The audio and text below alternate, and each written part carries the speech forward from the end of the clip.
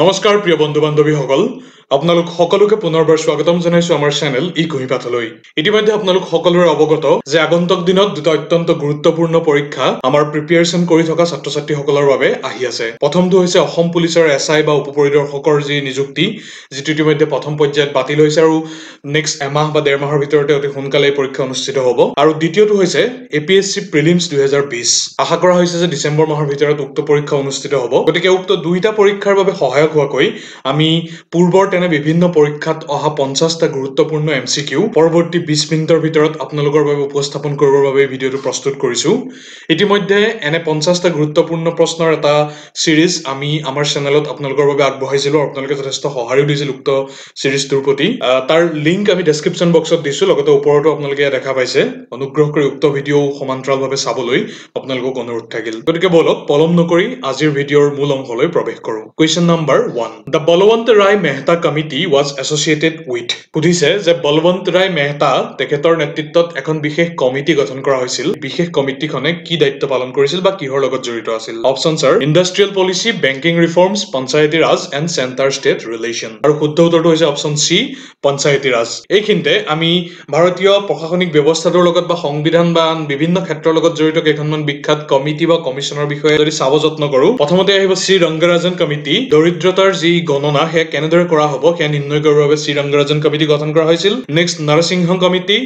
1991 ত banking sector ৰিফৰ্মেশনৰ কাৰণে হে বিশেষ কমিটি গঠন কৰা হৈছিল নেক্সট 1948 চনত স্বাধীনতাৰ ঠিক এবছৰৰ পিছতে ৰাধাকৃষ্ণন কমিছন গঠন কৰা হৈছিল আৰু সেইখন কমিছনৰ পৰামৰ্শ অনুসৰি ইউজিচি বা ইউনিভাৰ্চিটি গ্ৰান্ট কমিছন গঠন কৰা হৈছিল নেক্সট আনটা উল্লেখনীয় কমিছন হৈছে সৰকাৰিয়া কমিছন আৰু হি সেন্টাৰ ষ্টেট ৰিলেশনশিপ এটা অত্যন্ত গুৰুত্বপূৰ্ণ বিষয় উক্ত ক্ষেত্ৰত তেওঁ মতাদৰ্শ আগবঢ়াইছিল সেই সৰকাৰিয়া কমিছনে আৰু লাষ্টত এই প্ৰশ্নটো উল্লেখ কৰা ধৰণে বলৱন্ত ৰায় মেহতা কমিটি আৰু সেইখন 1957 চনত গঠন কৰি দিয়া হৈছিল যি পঞ্চায়তী ৰাজ ইনষ্টিটিউচনটোৰ সমগ্ৰ দিশবোৰ ক্ষেত্ৰত পৰামৰ্শ আগবঢ়াইছিল নেক্সট চাও question number 2 in which year union territories wer introduced in India অপচনছ are 49 50 56 and 60 শুদ্ধ উত্তৰটো হৈছে অপচন সি 1956 এইখিনিতে যদি আনুষংগিক এটা নোট আমি চাই ল'ব যত্ন কৰো তেতিয়া হলে ভাৰতীয় সংবিধানৰ 7 সংখ্যক যি সংশোধনী বা 7th amendment তাৰ জৰিয়তে দুটা বিশেষ দিশত গুৰুত্ব পালন কৰা হৈছিল প্ৰথমটো হৈছে abolition of class A B C D state আৰু দ্বিতীয়টো হৈছে introduction of union territory আৰু এই বিশেষ 7 নম্বৰ সংশোধনী কেতিয়া গ্ৰহণ কৰা হৈছিল 1956 চনত এই সংশোধনী গ্ৰহণ কৰা হৈছিল question number 3 who is the first deputy prime minister of India ভাৰতবৰ্ষৰ প্ৰথম উপ-প্ৰধানমন্ত্ৰী কোন অপচনছ কিনি হৈছে মোৰাৰজী দেশাই বল্লভভাই পেটেল জিবি পান্ত এণ্ড দেবিলাল আৰু শুদ্ধ উত্তৰটো হৈছে অপচন বি বল্লভভাই পেটেলে আছিল প্ৰথম গৰাকী ভাৰতীয় উপ-প্ৰধানমন্ত্ৰী moving to question number 4 which functionary can be invited to give his opinion in the parliament বা সংসদত নিজৰ মতামত উপস্থাপন কৰিবৰ বাবে এই চাৰিটা অপচনৰ ভিতৰৰ কোন গৰাকীক নিমন্ত্ৰণ কৰিব পাৰে options are attorney general of India chief justice of India chief election commissioner of India and controller and auditor general of India যাক কেগ বুলি কোৱা হয় আৰু শুদ্ধ উত্তৰটো হৈছে option A attorney general of India এই এটৰ্নী জেনেৰেল অফ ইণ্ডিয়া হৈছে মূলতঃ ভাৰতীয় কেন্দ্ৰীয় যি চৰকাৰ সেই কেন্দ্ৰৰ মূলতঃ তেওঁ চিফ লিগেল এডভাইজাৰ হিচাপে কাম কৰে আৰু তেওঁ হৈছে primary lawyer in the Supreme Court of India আৰু ভাৰতীয় সংবিধানৰ 76 এক এই বিশেষ আৰ্টিকুলৰ আন্ডাৰত এটৰ্নী জেনেৰেলক ভাৰতীয় ৰাষ্ট্ৰপতিয়ে বা ভাৰতৰ প্ৰেসিডেন্টে নিযুক্তি দিয়ে গতিকে পৰৱৰ্তী প্ৰশ্নটো চাও question number 5 by which bill does the government propose collection of revenue for a year এই চাৰিখন বিল বা চাৰিটা অপচন ৰখা হৈছে economic bill finance bill supplementary bill and none of the above এই চাৰিটা অপচনৰ ভিতৰত কোনটোৰ জৰিয়তে গভৰ্ণমেণ্টে পৰৱৰ্তী এটা বৰ্ষৰ বাবে ৰেভিনিউ কালেকশ্যনৰ যি সমগ্ৰ যি পন্থা সেয়া প্ৰপ'জ কৰে বা টেক্সেশ্যন হওক বা তেনেকুৱা যেটো টেক্স ষ্ট্ৰাকচাৰ সম্পূৰ্ণ টেক্স ষ্ট্ৰাকচাৰটো সেই টেক্স ষ্ট্ৰাকচাৰটো কোনখন বিলৰ জৰিয়তে তেওঁলোকে উপস্থাপন কৰে আৰু শুদ্ধ উত্তৰটো হৈছে অপচন বি ফাইনেন্স বিলৰ জৰিয়তে আৰু এইখিনিতে উল্লেখ কৰি থোৱা ভাল যে ফাইনেন্স বিল হৈছে এক প্ৰকাৰৰ এখন মনি বিলেই আৰু তোমালোকক অনুৰোধ থাকিল মনি বিলৰ বিষয়ে ফাৰ্দাৰ কিছু চাই ল'বৰ বাবে অত্যন্ত গুৰুত্বপূৰ্ণ এক্সাম পাৰপাজৰ পৰা next question number 6 when was the comprehensive reorganization of Indian states completed in accordance with the recommendation of state or reorganization commission এখন বিশেষ কমিশন গঠন কৰি দিয়া হৈছিল ৰাজ্যবোৰৰ ৰিঅৰ্গানাইজেচনৰ বাবে যাক ষ্টেটছ ৰিঅৰ্গানাইজেচন কমিশন বুলি কোৱা হৈছিল আৰু তাৰ পৰামৰ্শ অনুসৰি ভাৰতীয় ষ্টেটসমূহৰ ৰিঅৰ্গানাইজেচন সম্পূৰ্ণ কোন চনত কৰা হৈছিল কৰিছে অপচনছ are 53 56 60 and 66 আৰু এইবাৰ শুদ্ধ উত্তৰটো হৈছে অপচন বি 1956 নেক্সট চাও আমি question number 7 the Sarkaria commission was appointed to review the question of center state relation legislative problem union territory problem tribal areas ইতিমধ্যে প্ৰথম প্ৰথম প্ৰশ্নটোত যিসমূহ আমি বিভিন্ন গুৰুত্বপূৰ্ণ কমিটি বা কমিশনৰ বিষয়ে আলোচনা কৰিছিলো তাত চৰকাৰীয়া কমিশনো আছিল আৰু তাত উল্লেখ কৰা ধৰণে option A is the correct answer আৰু হি কিহৰ ওপৰত আলোচনা কৰে চৰকাৰীয়া কমিশনে কেন্দ্ৰ আৰু ৰাজ্যৰ মাজৰ সম্পৰ্ক কি ধৰণে হ'ব সেই বিশেষ দিশটোত তেওঁলোকে পৰামৰ্শ আগবঢ়াইছিল চৰকাৰীয়া commission next question number 8 the English crown is an example of real executive quasi real executive nominal executive and nominated executive ইয়াত সুধিছে ইংলিছ ক্ৰাউন ব্ৰিটেইনৰ ৰাণী তেওঁ কি ধৰণৰ এক্সিকিউটিভৰ উদাহৰণ হেৰি সুধিছে আৰু শুদ্ধ উত্তৰটো হৈছে option C nominal executive next question number 9 the council of ministers does not include যেতিয়া মন্ত্ৰীসভা বুলি কোৱা হয় কাউন্সিল অফ মিনিষ্টাৰ বুলি যেতিয়া কোৱা হয় তাত এই চাৰিটা অপচনৰ ভিতৰত কোনটো ইনক্লুড হৈ নাথাকে সুধিছে options are cabinet ministers minister of state cabinet secretary and ministers without portfolio আৰু শুদ্ধ উত্তৰটো হৈছে অপচন সি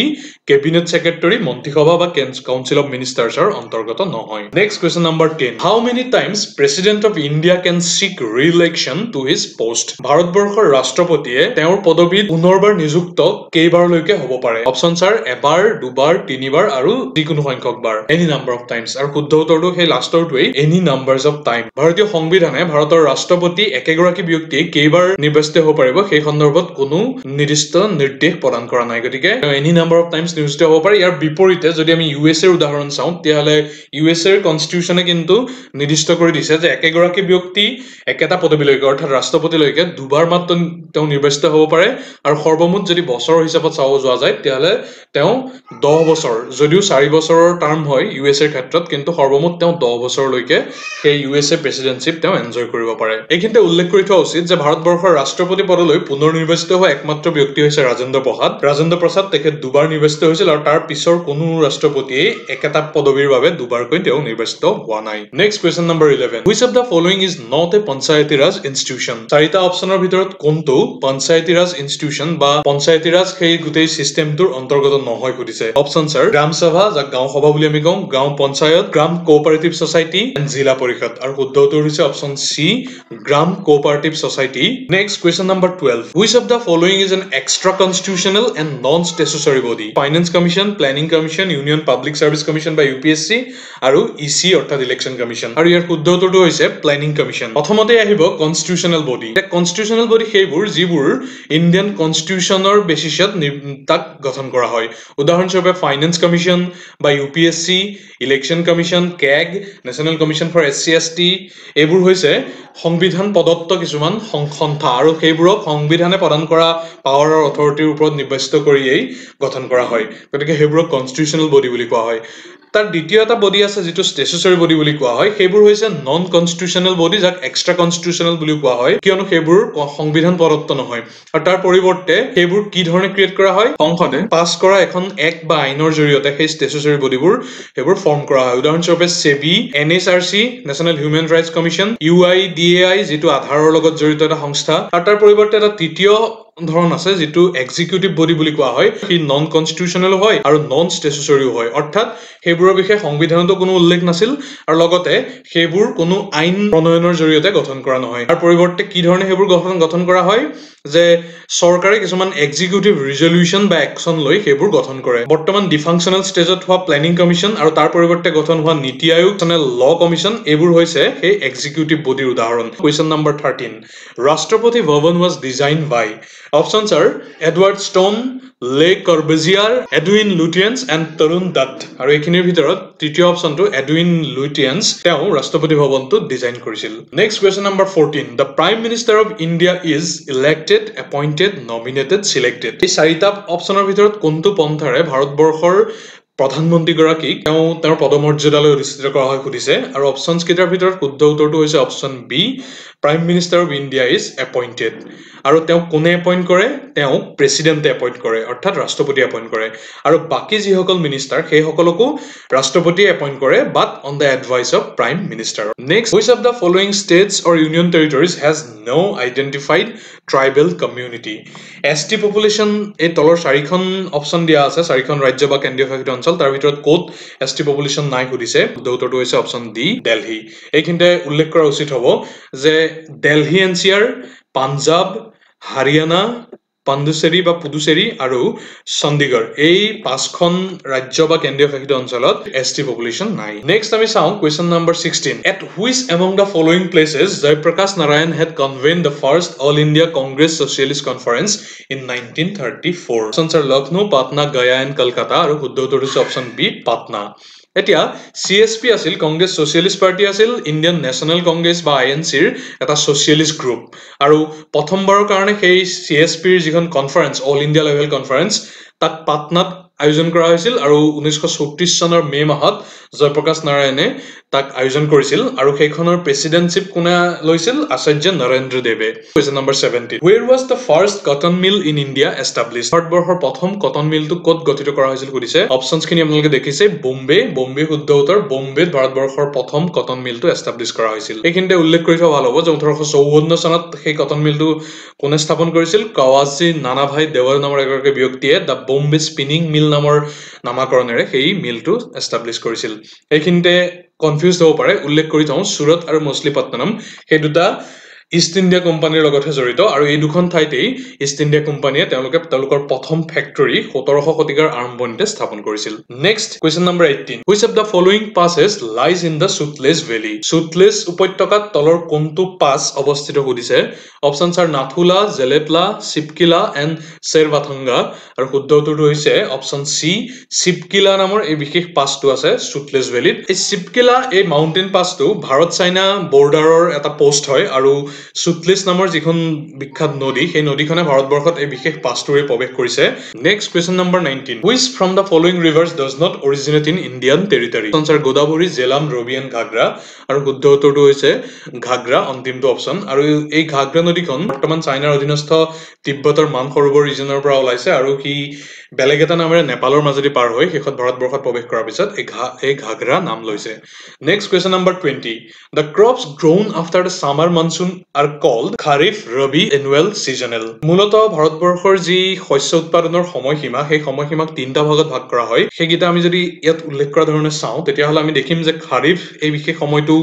জুনৰ পৰা ছেপ্টেম্বৰলৈকে নেক্সট অক্টোবৰৰ পৰা মাৰ্চলৈকে মূলতঃ যোনটো শীতকাল সেই শীতকালত যিসমূহ হয় সেইসমূহ ৰবি বুলি কোৱা হয় আৰু তৃতীয়টা অপচনো আছে যেটো হৈছে জেইড সেই এপ্ৰিলৰ পৰা জুনৰ সেই মাজৰ 2-3 মাহ সময়ত যিখিনি শস্য উৎপাদন হয় সেইখিনিক জেইড বুলি কোৱা হয় গতিকে ইয়াত কৈছে যে সামাৰ মনসুন অৰ্থাৎ গ্ৰীষ্মকালৰ বা গ্ৰীষ্ম আৰু বসন্তৰ পিছৰ সময়খিনিত হোৱা ক্ৰপছবোৰ তাক কি বুলি কোৱা হয় হেবোৰক শুদ্ধ উত্তৰটো হৈছে ৰবি ইয়াত দেখুৱা ধৰণে এই ৰবি খেতি বুলি হেবোৰক কোৱা হয় next question number 21 on which river has the Hirakud dam been built options are Mahanadi Godavari Kaveri and Periyar আৰু শুদ্ধ উত্তৰটো হৈছে অপচন এ মহানদী নদীত এই হীৰাকুদ বান্ধটো আছে এইখিনিতে তিনটা বিশেষ দিশ আমি যদি লক্ষ্য কৰো তেতিয়াহলে ভাৰতবৰ্ষত আটাইতকৈ ওখ যিটো বান্ধ হেতু হৈছে তেহৰি এই তেহৰি বান্ধটো উত্তৰাখণ্ডত আছে আৰু ভাগীৰথী নদীৰ ওপৰত আছে ভাৰতবৰ্ষৰ যদি দীঘলীয়া আটাইতকৈ দীঘল বান্ধটো যদি কি আমি চাব যাওঁ তেতিয়াহলে হেতু হৈছে এতিয়া উল্লেখ কৰা হীৰাকুদ বান্ধটো যেটো আছে উৰিষ্যা ৰাজ্যত আৰু কি নদীৰ ওপৰত আছে মহানদী নদীৰ ওপৰত আছে আৰু ভাৰতবৰ্ষৰ যদি আটাইতকৈ পুৰণি ডেমটো কি হেতু যদি আমি চাব যাওঁ তেতিয়াহলে পুৰণি বান্ধটো হৈছে কল্লনাই ডাম যাক তামিলনাডুত আছে যি আৰু কাবেৰী নদীৰ ওপৰত সেই বিশেষ বান্ধটো আছে question number 22 who won the US Open 2020 women's single title US Open হৈছে টেনিছৰ ক্ষেত্ৰত থকা চাৰিখন গ্ৰ্যান্ড স্লাম টুৰ্নামেন্টৰ অন্যতম এখন টুৰ্নামেন্ট আৰু কিছুদিনৰ পূৰ্বে সম্পূৰ্ণ হোৱা সেই 2020 বৰ্ষৰ US Openৰ ওমেন্স সেকশনৰ বিজয়ী কোন সুধিছে অপচন গিটা আপোনালোকে দেখিছে আৰু শুদ্ধ উত্তৰ হৈছে অপচন সি নাওমি অসাকা আৰু নাওমি অসাকা তেওঁ জাপানৰ এগৰাকী খেলুৱৈ আৰু তেওঁ হৈছে জাপানৰ পৰা প্ৰথম গ্ৰ্যান্ড স্লাম টুৰ্নামেন্টত বিজয়ী হোৱা খেলুৱৈ লগতে উল্লেখ কৰি থোৱা উচিত যে পুৰুষৰ শাখাত এবাৰৰ US Open 2020 ৰ চেম্পিয়ন হৈছে ডমিনিক থিয়েম তেওঁ অষ্ট্ৰিয়াৰ আৰু তেওঁ প্ৰথমবাৰৰ বাবে গ্ৰ্যান্ড স্লামৰ খিতাপ জয় কৰিবলৈ সক্ষম হৈছে next question number 23 which from the following territories does not have a border with Arunachal Pradesh Arunachal প্ৰদেশৰ লগত তলৰ কোনগিটা ভূখণ্ডই তেওঁলোকে নিজৰ বৰ্ডাৰ শেয়াৰ নকৰে সীমান্ত শেয়াৰ নকৰে সুধিছে অপচন গিটা দেখিছে শুদ্ধ উত্তৰটো হৈছে অপচন ডি মণিপুৰে অৰুণাচল প্ৰদেশৰ লগত পোনপটীয়াভাৱে সীমা শেয়াৰ কৰি নাথাকে এইখিনিতে উল্লেখ কৰা ভাল হ'ব যে ভাৰতবৰ্ষৰ অন্যতম ৰাজ্য অসমে দুখন ৰাষ্ট্ৰৰ লগত সীমা শেয়াৰ কৰি থাকে ইন্টাৰনেশ্যনেল বাউণ্ডাৰী শেয়াৰ কৰে সেইখন হৈছে বাংলাদেশ আৰু Bhutan next question number 24 which Indian state share the longest land border with Bhutan ভূটানৰ লগত আটাইতকৈ দীঘলীয়া আন্তঃৰাষ্ট্ৰীয় সীমান্ত শেয়াৰ কৰি থকা ৰাজ্যখন কি সুধিছে options are Assam Sikkim Arunachal Pradesh and West Bengal আৰু শুদ্ধ উত্তৰটো হৈছে option A Asom Bhutan Indian border সৰ্বমুঠ প্ৰায় 699 অৰ্থাৎ প্ৰায় 700 কিলোমিটাৰ দীঘল আৰু এইখিনিৰ ভিতৰত অসমে 267 64 কিলোমিটাৰ আটাইতকৈ দীঘলীয়া সীমা শ্বেয়াৰ কৰি থাকে next question number 25 the highest multi-purpose dam built on the river Robi is option কেইটা আপোনালোকে দেখিছে Bhakra Nangal Kahalgaon Ranjit Sagar dam and Rihand dam আৰু শুদ্ধ উত্তৰটো হৈছে Ranjit Sagar dam option C next question number 26 the longest river of peninsular India is peninsula মানে হৈছে মূলতঃ তিনিটা দিশৰ পৰা পানী আগুৰি থকাৰ কেৱল মাত্ৰ এটা দিশতহে ভূপৃষ্ঠৰে আৱৰি থকা এটা বিশেষ ভূখণ্ড আৰু পেনিনসুলাৰ ইণ্ডিয়া বুলিলে মূলতঃ ভাৰতবৰ্ষৰ দাক্ষিণাত্যকে আদি কৰি সেই তিনিওফালে সাগৰ পৃষ্ঠৰে আৱৰি থকা অঞ্চলটো বুজায় এতিয়া সেই পেনিনসুলাৰ ইণ্ডিয়াৰ আটাইতকৈ দীঘল নদী কি সুধিছে অপচন চাৰ নৰ্মদা গোদাবৰী মহানদী এণ্ড কাবেৰী আৰু শুদ্ধ উত্তৰটো হৈছে অপচন বি গোদাবৰী এইখিনিতে যদি আনুষংগিক কেইটামান তথ্য আমি চাব যাওঁ তেতিয়াহ'লে যদি সমগ্ৰ ভাৰতবৰ্ষ কনচিডাৰ কৰা হয় তেতিয়াহ'লে আটাইতকৈ দীঘল নদীখন হৈছে গংগা আৰু গোদাবৰী আহিব দ্বিতীয় পৰ্যায়ত তৃতীয় পৰ্যায়ত আহে যমুনা উল্লেখযোগ্য যে এই তিনিওখন নদীয়ে আটাইতকৈ দীঘলীয়া এই যি ৰেংক ফিক্স কৰা হৈছে সেইটো কিহৰ ক্ষেত্ৰত ভাৰতবৰ্ষত কিমান দীঘল নদীপথ তেওঁলোকে শ্বেয়াৰ কৰি আছে সেইটো বেচিছতহে সেই বেচিছটোত ব্ৰহ্মপুত্ৰ যদিও 7 নম্বৰত আছে কিন্তু যদিহে কেৱল মাত্ৰ ভাৰতবৰ্ষৰ প্ৰেক্ষাপটৰ পৰা বিচাৰ নকৰি আটাইতকৈ দীঘল নদী ভাৰতবৰ্ষৰ কি চাব যোৱা যায় তেতিয়াহ'লে ব্ৰহ্মপুত্ৰ প্ৰথম স্থানত থাকিব আৰু পেনিনসুলাৰ ইণ্ডিয়াত ইতিমধ্যে উল্লেখ কৰা ধৰণে গোদাবৰী আটাইতকৈ দীঘল নদী আৰু সেইবাবে গোদাবৰীক বৃদ্ধ গংগা বুলিও নামাকৰণ কৰা হয় question number 27 Sundarbans of Eastern India is an example of forest ecosystem mangrove ecosystem grassland ecosystem marine ecosystem আৰু শুদ্ধ উত্তৰটো হৈছে অপচন বি mangrove ecosystem এই mangrove ecosystem মূলতঃ কোষ্টলাইন এলেকাত সাগৰৰ পাৰৰ উপকূলীয় যি অঞ্চল সেই অঞ্চলবোৰত দেখা পোৱা যায় আৰু মূলতঃ সেলাইন ইকোসিস্টেমত এইসমূহ গঠন হয় এখিনিতে উল্লেখ কৰি থোৱা উচিত হ'ব যে এই সুন্দৰবন ন্যাশনাল পাৰ্ক হি আছে ওয়েস্ট বেংগলত ভাৰতবৰ্ষৰ ওয়েস্ট বেংগল বা পশ্চিম বংগত আৰু সেই সুন্দৰবন ন্যাশনাল পাৰ্কে হৈছে biggest mangrove forest in the world next question number 28 world's maximum news print comes from news print হৈছে এক প্ৰকাৰ বিশেষ পেপাৰ যাৰ পৰা নিউজ পেপাৰসমূহ প্ৰস্তুত কৰা হয় আৰু তলৰ কোনটো ধৰণৰ ফৰেষ্টত সেই নিউজ প্ৰিন্টবোৰ আটাইতকৈ বেছিকে প্ৰডিউস হৈ কৰিছে option R ডেচিডুৱাছ monsoon mangrove and rainfed আৰু শুদ্ধ উত্তৰটো হৈছে অপচন এ ডেচিডুৱাছ ফৰেষ্টসমূহত আটাইতকৈ বেছি নিউজ প্ৰিন্ট প্ৰডিউস কৰা হয় next question number 29 which one of the following states produce the maximum manganese অ'ৰ ইন ইণ্ডিয়া ভাৰতবৰ্ষত আটাইতকৈ মেংগানিজৰ আকৰ বেছিকৈ প্ৰডিউস হোৱা ৰাজ্যখন কি সুধিছে অপচন কেইটা দেখিছে আপোনালোকে আৰু শুদ্ধ উত্তৰটো হৈছে অপচন সি ওড়িশা আটাইতকৈ তাত বেছি সংখ্যক মেংগানিজ অ'ৰ বা মেংগানিজৰ আকৰ ভাৰতবৰ্ষৰ ভিতৰত প্ৰস্তুত হয় next question number 30 where is Indian Institute of Petroleum located Visakhapatnam Delhi Dehradun and Chennai এই চাৰিটা অপচনৰ ভিতৰত দেৰাদুনত এই ইণ্ডিয়ান ইনষ্টিটিউট অফ পেট্ৰলিয়াম ই লোকেটেড আৰু এইখিনিতে উল্লেখ কৰি থোৱা উচিত হ'ব আন দুখন ইনষ্টিটিউটৰ বিষয়ে ইণ্ডিয়ান স্কুল অফ মাইন যাক বৰ্তমান IIT পৰ্যায়লৈ উন্নীত কৰা হ'ল সি আছে ধানবাদত আৰু লগতে ইণ্ডিয়ান ইনষ্টিটিউট অফ এষ্ট্ৰফিজিক্স আন এখন মহাকাশ অধ্যয়নৰ গুৰুত্বপূৰ্ণ অনুষ্ঠান সেই ইণ্ডিয়ান ইনষ্টিটিউট অফ এষ্ট্ৰফিজিক্স আছে বেংগলুৰুত next question number 31 which of the following mountain ranges in India are the oldest এই চাৰিটা অপচনৰ ভিতৰত আটাইতকৈ বয়সীয়াল বা আটাইতকৈ পুৰণা মাউণ্টেইন ৰেঞ্জ কি সুধিছে অপচন কেইটা দেখিছে আপোনালোকে তাৰ ভিতৰত অপচন সি আৰাৱলী পৰ্বতমালাটো হৈছে আটাইতকৈ পুৰণি মাউণ্টেইন ৰেঞ্জ ভাৰতবৰ্ষৰ এইখিনিতে যদি আনুষংগিক কেইটামান তথ্য চাব যাওঁ তেতিয়াহ'লে হিমালয়ান মাউণ্টেইন ৰেঞ্জ সেই হিমালয়াটো হৈছে আটাইতকৈ উচ্চতৰ কিন্তু আটাইতকৈ ইয়ংগেষ্ট অৰ্থাৎ আটাইতকৈ নতুনকৈ এই গোটেইকেইটা অপচনৰ ভিতৰত আটাইতকৈ পিছত সৃষ্টি হোৱা মাউণ্টেইন ৰেঞ্জটো হৈছে হিমালয়া আন দুটা মাউণ্টেইন ৰেঞ্জ সাতপুৰা আৰু বিন্ধা এই দুটা চেন্ট্ৰেল ইণ্ডিয়াত বা ভাৰতবৰ্ষৰ মধ্যাঞ্চলত আছে আৰু এই দুইটাই ইটো সিটোৰ সমান্তৰালভাৱে অৱস্থিত ভাৰতবৰ্ষৰ ওল্ডেষ্ট মাউণ্টেইন ৰেঞ্জ হৈছে উল্লেখ কৰা ধৰণে আৰাৱলী ৰেঞ্জ আৰু ই কেৱল মাত্ৰ ভাৰতবৰ্ষই নহয় সমগ্ৰ পৃথিৱীৰে আটাইতকৈ পুৰণি মাউণ্টেইন ৰেঞ্জ বুলি গণ্য কৰা হয় আন দুটা খুব ইউনিক পৰ্বতমালা হৈছে এটা হৈছে ৱেষ্টাৰ্ণ ঘাট পশ্চিম অঞ্চলত অৱস্থিত ই গুজৰাটৰ পৰা কন্যাকুমাৰীলৈকে সাউথ ইণ্ডিয়াৰ এই অঞ্চল জুৰি ব্যাপী আছে আনটো হৈছে ইষ্টাৰ্ণ ঘাট যিটো পূব অংশত আছে ইণ্ডিয়ান পেনিনসুলাৰ পেৰেলেল কৈ ই বে অফ বেংগললৈকে আছে next question number 32 which of the following state is are not a part of western ghat ইতিমধ্যে western ghator বিষয়ে আমি আলোচনা কৰিছিলো গুজৰাট তামিলনাডু অন্ধ্ৰপ্ৰদেশ আৰু বোথ PNC এই চাৰিটা অপচনৰ ভিতৰত কোনগিটা western ghator অন্তৰ্গত নহয় খুদিছে গুজৰাট আৰু তামিলনাডু এই দুইটাই পশ্চিমাংশত অৱস্থিত ভাৰতবৰ্ষৰ পশ্চিম কোষ্ট লাইনটোত আনহাতে অন্ধ্ৰপ্ৰদেশ আছে পূবৰ ফালে অৰ্থাৎ অন্ধ্ৰপ্ৰদেশ western ghat অঞ্চলটোৰ western ghat পৰ্বতমালাৰ এক অংশ নহয় গতিকে শুদ্ধ উত্তৰটো অপচন সি অন্ধ্ৰপ্ৰদেশই next question number 33 in which part of India canal irrigation system is the most common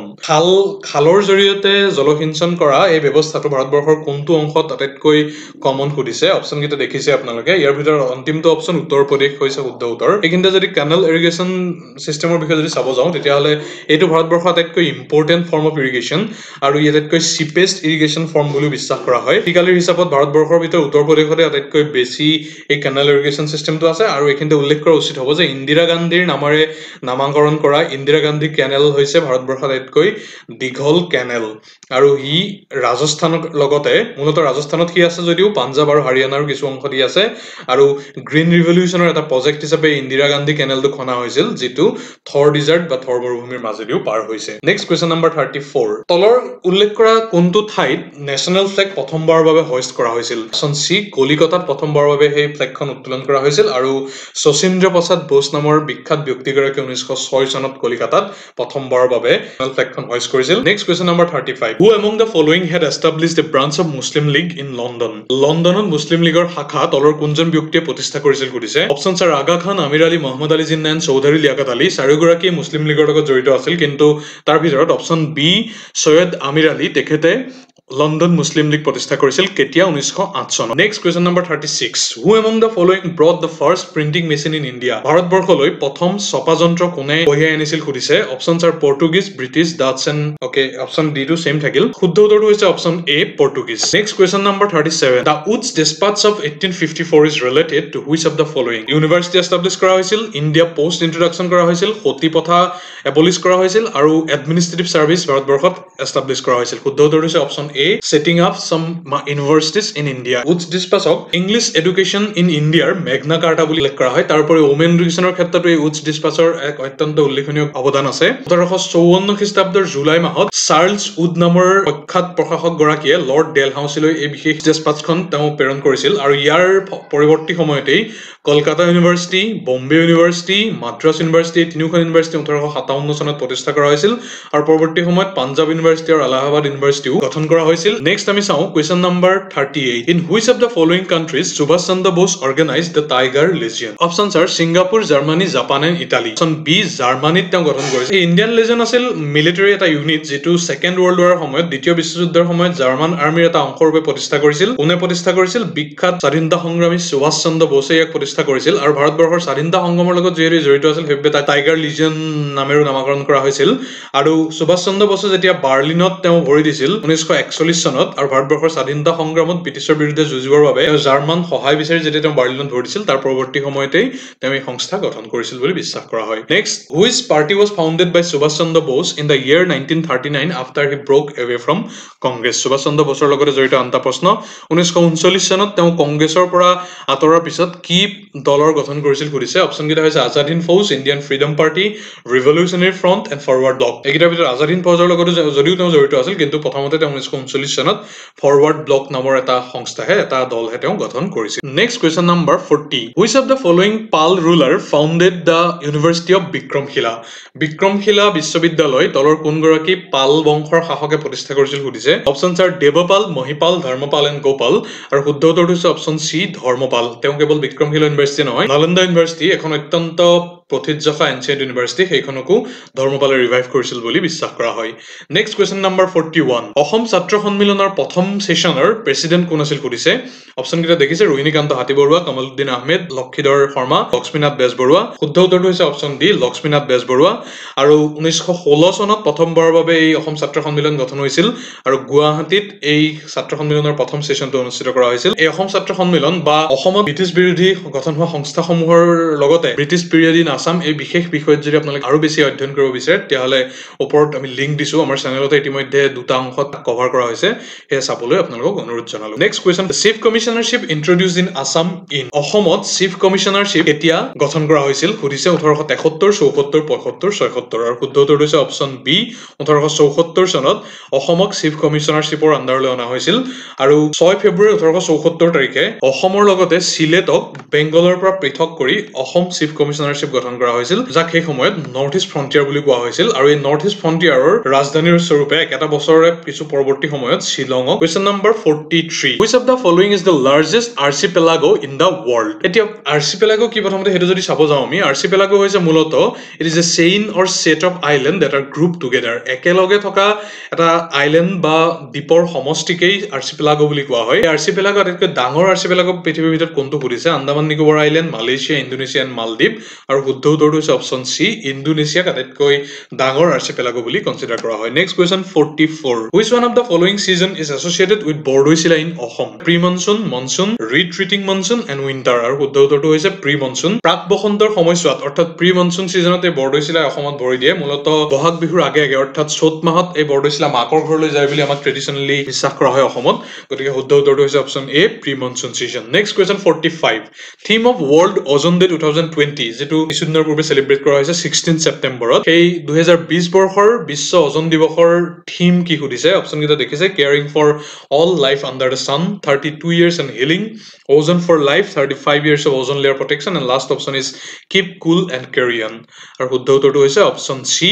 ozone for life 35 years of ozone layer protection next question 46 the interstate boundary between Assam and Tripura is marked by river option কেইটা হৈছে Dhaleshwari Longai লোভাই and Digaru আৰু